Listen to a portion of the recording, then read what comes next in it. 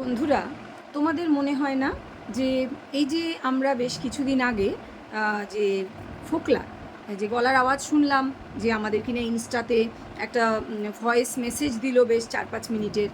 সে আমাদেরকে বেশ চিন্তায় ফেলে দিয়েছিল, রীতি মতন চিন্তায় ফেলে দিয়ে সে নাকি এরকম করে কিছু ফেলবে এই ধরনেরই বুঝিয়েছিল, একটা ফালতু কারণ দেখিয়েছিল, যেটা একেবারেই নয়। যদি কারণ তাই হতো তাহলে এতদিন তো সে হাপিস হয়ে যেত, থাকতোই না এই পৃথিবীতে। যাই হোক, সেটা তো আমরা সকলে বুঝেই গেছিলাম 2-4 মিনিটের মধ্যে, তাই না বলো?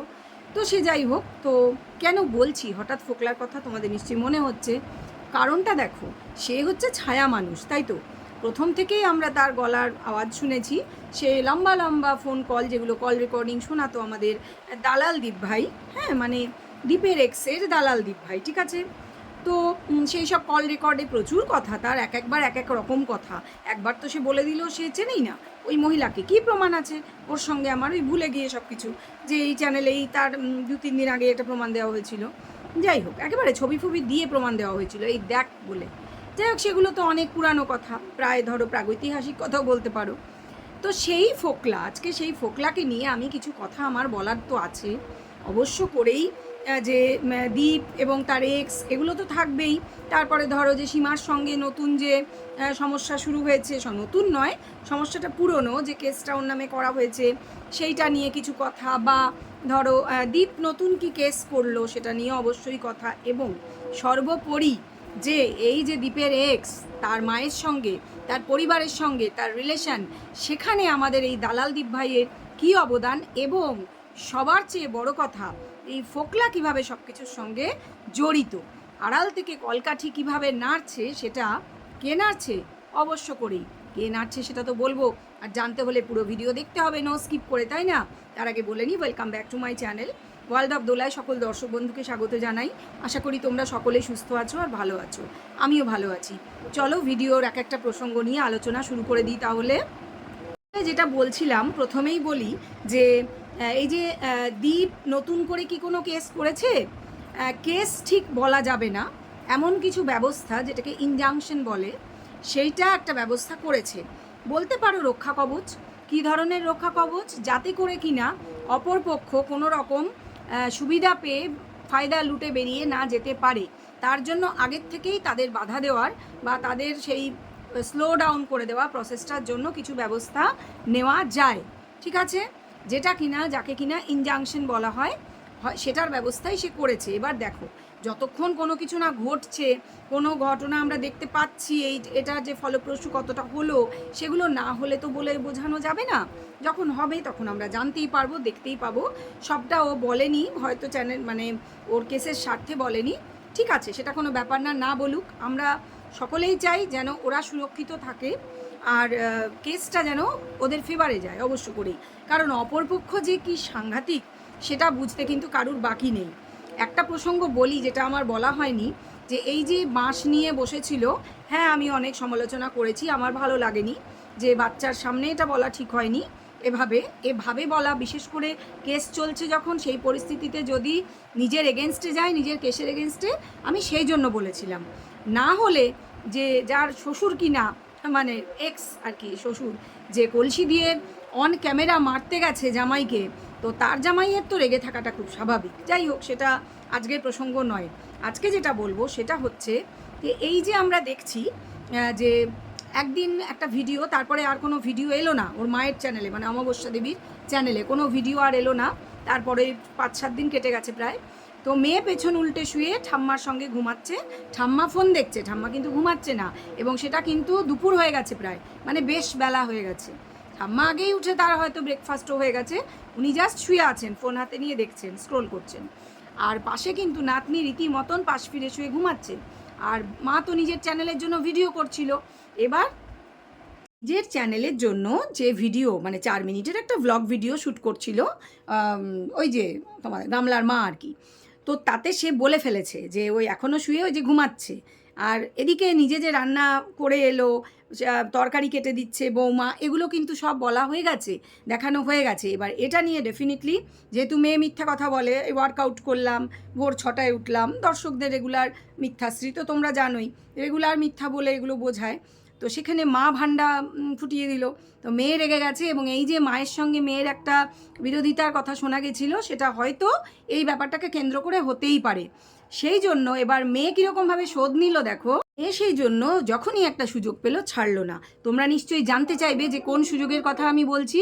হ্যাঁ, যখন দেখা গেল কালকের ভিডিওতে যে দেখেছিলাম যে কোর্ট চত্বরে তারা ঘুগনি খাচ্ছে, ঘুগনি পাউরুটি, হ্যাঁ খুবই লোভনীয়, বেশ দেখলেই সত্যি খেতে ইচ্ছা করে, যদিও আমি তো পাউরুটি ফাউরুটি সব খেতে পারি না।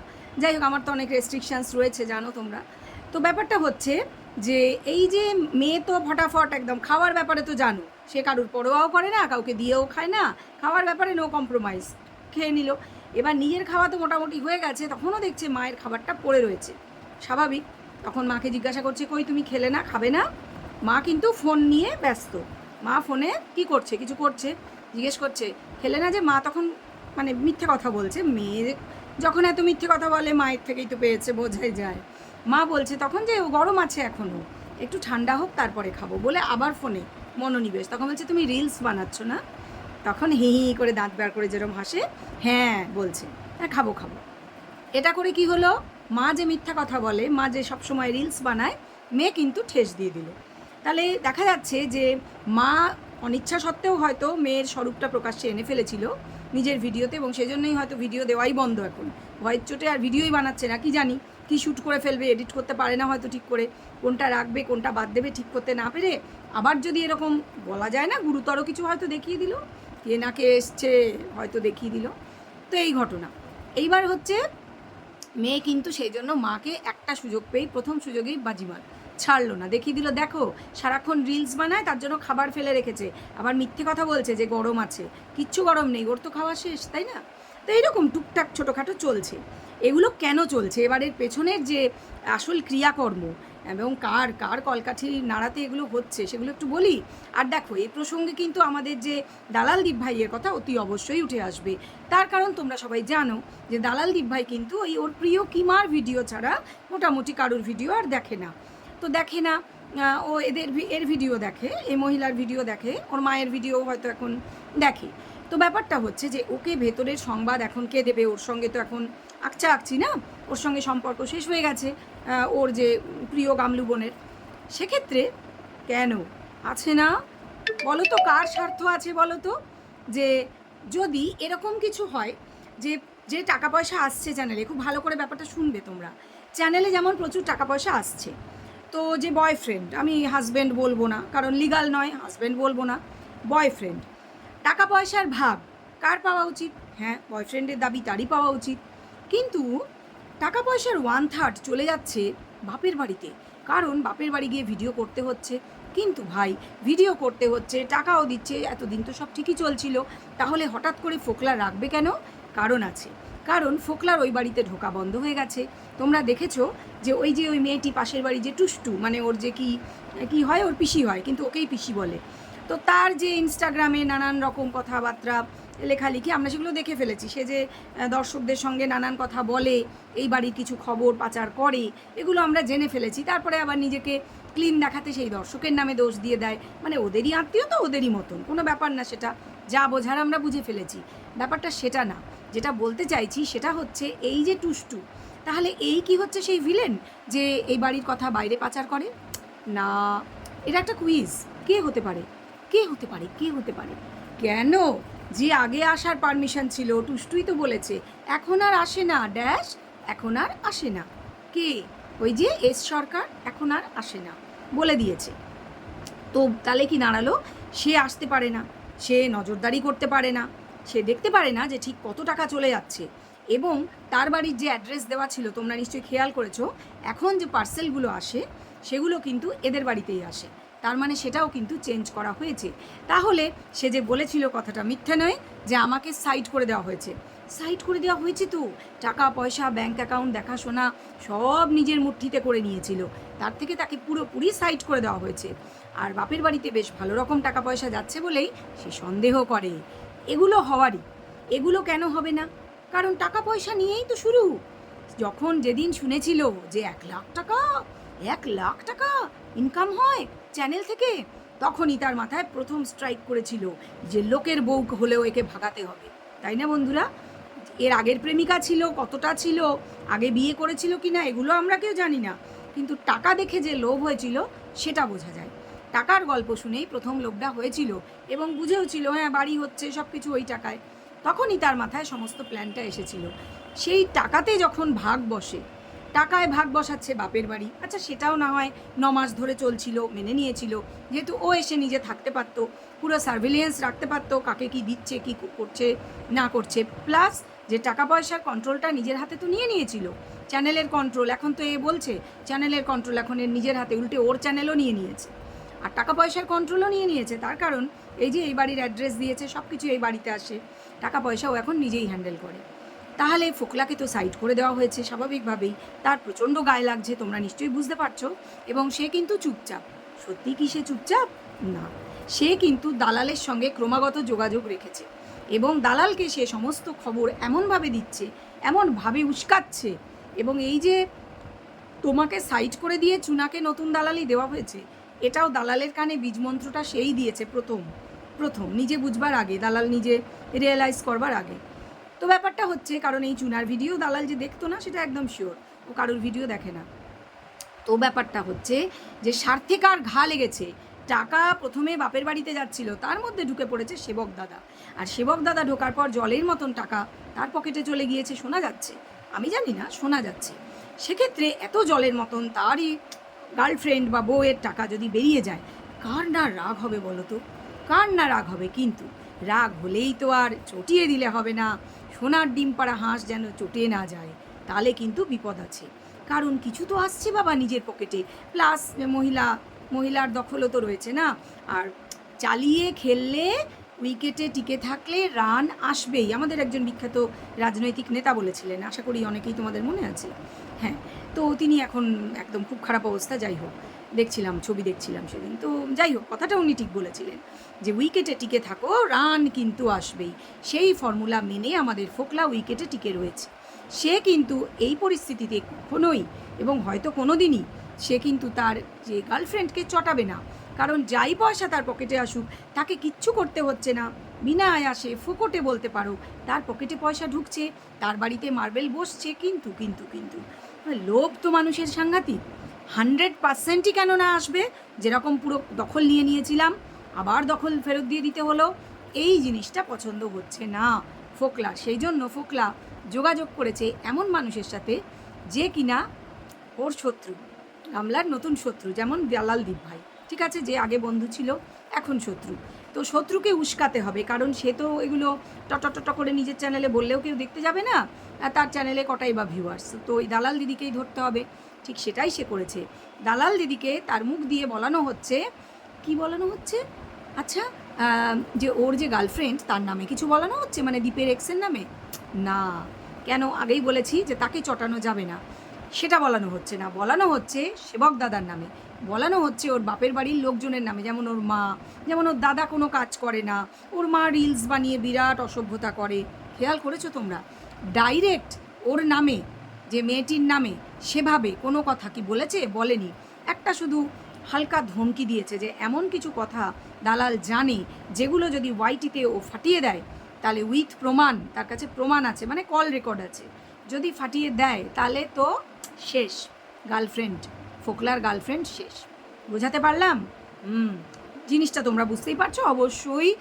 একদম লাস্টের জন্য রেখেছে ওটা, ফোকলা নিজেও রেখেছে। সেটা কি? সেটা হচ্ছে সেই সংগ্রামপুর মন্দিরের সেই ঘটনাটা গো, সে যেদিন একটা নতুন বিয়ে হলো, ব্যাস সমাজদার কো ইশারা কাফি হতা হয়, তোমরা বুঝতে পেরে গেছো কিসের কথা বলছি। তো সেটাই হচ্ছে ব্যাপার, মানে তাহলে ওই জোকের মুখে নুন পড়বে।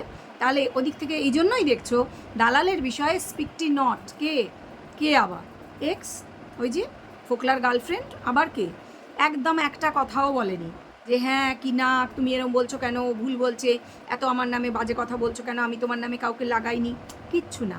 কারণ ওই যে মুখ খুললেই যদি বলা যায় না, ইমোশনাল মানুষ, যদি কিছু বড়বড় করে বলে একবার দেয় ওয়াইটিতে, ফটাফট ডাউনলোড হয়ে যাবে, আর সেটা হবে কোর্টে সবচেয়ে বড় প্রামাণ্য দলিল, ওর সমস্ত কেস একদিনে হাসাপ হয়ে যাবে। কারণ ওই সংগ্রামপুর মন্দিরের ঘটনাটা প্রকাশ্যে আসলে ওর কোনো কেস ওর ফেভারে যাওয়ার কোনো রকম 1% সম্ভাবনাও নষ্ট হয়ে যাবে। আশা করি তোমাদের বোঝাতে পারলাম ব্যাপারটা কি। এবং ফোকলার প্রেম, এমন গভীর প্রেম, ওই যে শক্ত হাতটা যে ধরেছিল, সেই হাতটা এত শক্ত যে বারে বারে সেটা একবার এ ডালে বসে একবার ও ডালে বসে, মানে নিজের টাকা পয়সার স্বার্থে আঘাত লাগলেই ফোকলা কিন্তু নিজের নখ দাঁত এগুলো বার করতে পিছপা হয় না। এবং সেক্ষেত্রে প্রেম কতটা, ওই যে প্রেমিকা কোথায় আর প্রেমিকা কোথায়, বুঝতে পারলে কি না? এই হচ্ছে ব্যাপার।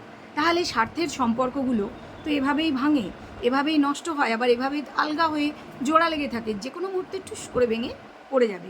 আশা করি বোঝাতে পেরেছি যে মেঘের আড়ালে মেঘনাদের মতন লুকিয়ে থেকে আমাদের এই ফোকলা কিন্তু খেলা চালিয়ে যাচ্ছে।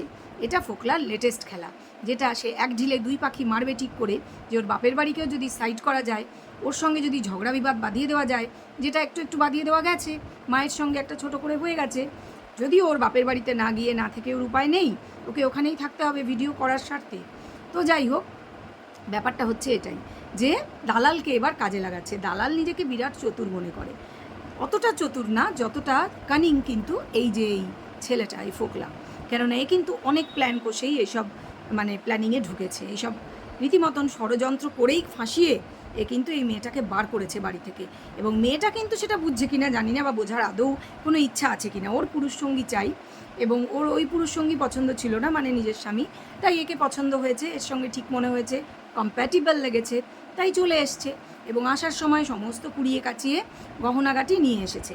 হ্যাঁ, গহনাগাটি প্রসঙ্গে একটা কথা বলি, যে যে চুনা তার ভিডিওতে বলেছে গত দুদিন আগে যে ছেলে তো দুজনেরই, বাবারও ছেলে মায়েরও ছেলে, তাহলে ছেলের গহনা বাবার কাছে থাকলো কি মা নিয়ে বাপের বাড়ি চলে গেল, কি যায় আসে? একদম ঠিক কথা। সত্যি তো চুনা, কি বুদ্ধি গো তোমার! আহারে, আমাদের মাথায় এসব বুদ্ধি সত্যি গো আসে না। তোমার ওই বড় মুখ আর মাথার মধ্যে যে অত কিলবিলে বুদ্ধি, তুমি একদম হাফ উকিল। আচ্ছা, ও যে এটা বললো যে বাবার কাছে থাকাও যা মায়ের কাছে থাকাও তাই, সে তো না হয় বুঝলাম। ছেলের চেনটা এক সাইডে সরিয়ে রেখে একটু শাশুড়ির গয়নাগুলো নিয়ে আমরা না হয় কথা বলি। তুমি কেন শাশুড়ির গয়নাগুলো নিয়ে কথা বলছো না? শাশুড়ির যত গয়না, শাশুড়ির যে পুস্তানি গয়না, তার শ্বশুর শাশুড়ি তাকে যেগুলো দিয়েছিলেন, ও সেগুলো কেন নিয়ে গেল? সেগুলো কেন নিয়ে গেল না বলে সেগুলো নিয়ে যাওয়া মানে চুরি করা। তাহলে তার এক্স হাজবেন্ড, মানে এখনও হাজবেন্ড, লিগাল হাজবেন্ড, তাকে চোর বলবে না তো কি বলবে? সাধু বলে এরকম করে পুজো করবে? তুমি একটু বলো তো মামনি গুছিয়ে, তোমার মাথায় কি কত কিলো গোবর আছে গো? মাথাটা তো বড়, গোবরটাও একটু বেশি আছে। তো যেটা বলছিলাম, যে ছেলের চেনটা যে মায়ের কাছে নিয়ে গেছে বলে কিছুই অপরাধ হয়নি। বাবার কাছে থাকাও যা, মায়ের কাছে থাকাও তাই। 9 মাস গর্ভের মধ্যে ভাড়া দিয়ে রেখেছিল না, সরি মানে থুক্কু, ভাড়া নয়, মানে 9 মাস গর্ভে রেখেছিল না, তার দাম উসুল করলে অসুবিধা কী? একদম ঠিক কথা। তাহলে ছেলে শুধু বাবাই কেন ছেলের প্রতি কর্তব্য করে যাচ্ছে? মা কেন ফুর্তি করে বেরিয়েছে গত 9 মাস? তখন কেন নাম নেয়নি? আর এখন এই নাটকগুলো কেন করছে? কোনো কাস্টডি কেস না করে রোজ বলে যাচ্ছে ছেলে আমার কাছেই আসবে, আর অল্প কিছুদিন ওয়েট করো, সুখবর দেব। সুখবর, সুখবর তো একটাই, ফোকলার সঙ্গে প্রেম লীলা, এটা ছাড়া তার কাছে দ্বিতীয় সুখবর নেই। আর তার জীবনটা যে কী হতে চলেছে তার কোনো আইডিয়াই হয়তো নেই। আসলে আইডিয়া আছে কি না জানি না, সে কোনো সুস্থ জীবন চাই না, এটা আমি এই 9-10 মাসে বুঝতে পেরে গেছি। একটা ঘটনা, সে কোনো সুস্থ স্বাভাবিক একটা মেয়ে যেরকম সুখী সংসার চায়, সে সেটা চায় না। চাইলে সে কিন্তু অনেক আগেই ফিরে যেত। তাকে কিন্তু বহুবার ডাকা হয়েছিল, আমরা যারা কন্ট্রোভার্সি করি বহুবার বলেছিলাম আমরা ফিরে যেতে। ইভেন তার যে এখন পরম শত্রু কিমা, যাকে সে নিয়ে গিয়ে কাঠগড়ায় তুলতে চেয়েছিল, ওটা কাস্টডি না, ওটা কাঠগড়ায় দেখতে চেয়েছিল, সেখানেও কিছু সুবিধা হচ্ছে না, কারণ কেসটা তো নড়বড়ে। জাজকে যখন তার সামনে প্রমাণ রাখা হবে, সে তো দুই পক্ষকেই সুযোগ দেবেন তিনি, তাই না? দুই পক্ষই সমান সুযোগ পাবে। তখন উনি তো সমস্ত মানে সেই কেঁচো খুঁড়তে খুঁড়তে তো কেউটে বেরিয়ে যাবে, তাই না? তখন একে একে পরকীয়া, তার আগে কি পরে কি, বান্ধবী ললিতা, সব আসবে তো, সব ধরে টানাটানি হবে রীতিমতন। বুঝলে কি না ব্যাপারটা? তো তাহলে এগুলো ফেস করার জন্য তুমি তৈরি তো? হ্যাঁ, দীপের এক্স, তাকেই বলছি। যাই হোক, এই সমস্ত ছিল ঘটনা। এরা এখন মানে কি করবে বুঝতে পারছে না, না পারছে গিলতে, না পারছে উগরাতে। কেস করেছে, জেদ চেপে গেছে, পয়সা রয়েছে হাতে, কাঁচা পয়সা, অতএব সেটা খরচ করারও একটা ব্যাপার আছে। আর ফোকলার ঠিক এই জায়গাগুলোতেই আপত্তি, এত টাকা পয়সা বেরিয়ে যাচ্ছে, সেজন্য ফোকলা করছে ট্রিকবাজি। কাকে কাজে লাগিয়ে? কাকে আবার? দালাল দীপ ভাইকে। আছে কিসের জন্য? ওই তো আছে pack pack pack pack pack pack, মুখ খুললেই ভুলভাল, বুঝতে পারছো কি না? তো হ্যাঁ, এই চলছে। এখন দেখা যাক কোথাকার জল কোথায় দাঁড়ায়। আর কেসের বিষয়ে তোমাদের তো বললামই যে নতুন করে কোনো কেস নয়, ওটা একটা ইনজাংশন জারি করা হয়েছে যাতে এরা কোনো সুবিধা পেয়ে না যায়। কারণ মহিলা হওয়ার সুযোগ সুবিধা অনেক নেওয়ার চেষ্টা করেছে। এবং একটা কথা, last but not the least, একটা কথা বলে দিই। এই যে মেয়েটা, এই যে দীপের এক্স এবং ফোকলার গার্লফ্রেন্ডই বলি, তো ফোকলার গার্লফ্রেন্ড, আমি জানি না ওর কেন মনে হয়েছে সামহাও একদম প্রথম থেকে ওকে হয়তো ফোকলাই বুঝিয়েছিল, হতে পারে, তখন তো সমাজসেবক দাদা ছিল না সিনে। তো ওর মনে হয়েছে যে দেশের যত আইন কানুন আছে, এক তো সেগুলো সব মেয়েদের ফেভারে, মানে মেয়েরা যত যাই করুক, সে যত প্রমাণ রেখে আসুক নিজের বিপক্ষে, তবুও মেয়ের ফেভারেই, কারণ সে মেয়ে, তাই আইনগুলো সব মেয়েদের ফেভারেই যাবে। কোনো আইন কোনো পুরুষের ফেভারে যাবে না, যদিও পুরুষের কাছে প্রচুর প্রচুর প্রমাণ রয়েছে, দলিল রয়েছে এগুলো প্রমাণ করে দেওয়ার জন্য তার এইসব ভুলভাল অসভ্যতা কাজকর্ম, কিন্তু তবুও মেয়ের ফেভারেই যাবে। এবং আরেকটা কথা, ও যখন কেস করবে সব কেসের যে রেজাল্ট ওর ফেভারে আসবে, জজ সাহেব ওর জন্য কেঁদে ফেলবেন, জজ সাহেব ওর ফেভারে এসে ওর হয়েই রায়টা দেবেন, ও ধরেই নিয়েছে। যার জন্যই ভিডিওতে এসে কন্টেন্ট হিসেবে গলা ভারী করে জ্ঞান দেওয়া কথাবার্তাগুলো বলছে প্রথম থেকে আজও অবধি। কিন্তু ও কি কিছুই বোঝে না? এতগুলি উকিলের সাথে কথাবার্তা বলার পরেও হতে পারে ওর উকিল ওকে এগুলো বোঝাচ্ছে। হ্যাঁ, অনেক উকিলও ভুলভাল বোঝায় নিজের স্বার্থে, যতদিন বুঝিয়ে এইভাবে টাকা খিচা যায় আর কিছু না। চলো, ভিডিও ভালো লাগলে একটা লাইক করে দাও, ব্যাপারগুলো বুঝিয়ে বললাম। ফিরে আসবো নতুন একটা ভিডিওর সাথে। আর কমেন্ট, শেয়ার, সাবস্ক্রাইব এগুলো কিন্তু করছো না, প্লিজ করো, তাহলে আমার ভালো লাগবে, ভিডিও করার উৎসাহ পাবো। চলো, এই ভিডিও পর্যন্ত রাখলাম, নতুন একটা ভিডিও নিয়ে ফিরে আসবো। সবাই ভালো থেকো, সুস্থ থেকো, টাটা।